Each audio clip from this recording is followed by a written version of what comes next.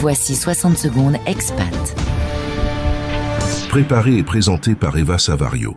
Au lendemain des résultats des législatives anticipées de 2024, un constat se dessine en métropole. La France est fracturée. De l'électorat RN à celui du NFP, deux familles politiques aux antipodes se font face. Le tout avec une remontée inattendue des scores pour Ensemble, dans une dynamique générale et jamais égalée de barrage contre l'extrême droite.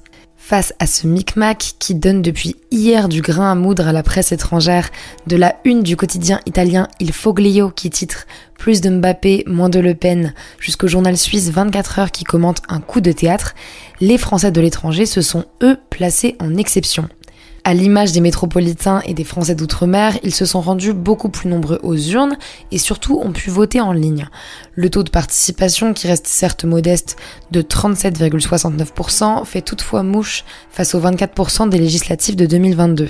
Les taux de mobilisation les plus élevés ont été constatés dans les 3e et 4e circonscriptions, à savoir les pays d'Europe du Nord et le Benelux. C'est toutefois dans les urnes que les établis hors de France ont surpris. Quasi imperméables à la montée du RN, les électeurs se sont inscrits dans une étonnante stabilité, engagée depuis 2017. En effet, 9 députés sortants sur 11 ont été reconduits. Ainsi, la forte assise de la majorité présidentielle à l'étranger a été réaffirmée, avec 8 sièges conservés et une nouvelle et 9e élue Renaissance dans la 8e circonscription, Caroline Yadan.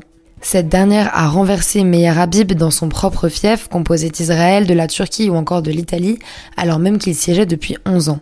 Il a par ailleurs souligné sur X que 85% de l'électorat établi en Israël avait voté pour lui. Dans la 9e circonscription, d'Afrique du Nord et de l'Ouest, la gauche triomphe elle aussi à nouveau avec la réélection de Karim Ben Cheikh, plébiscité à Alger comme à Rabat avec plus de 80% des voix. L'info des expats sur la première radio des Français dans le monde. Françaisdanslemonde.fr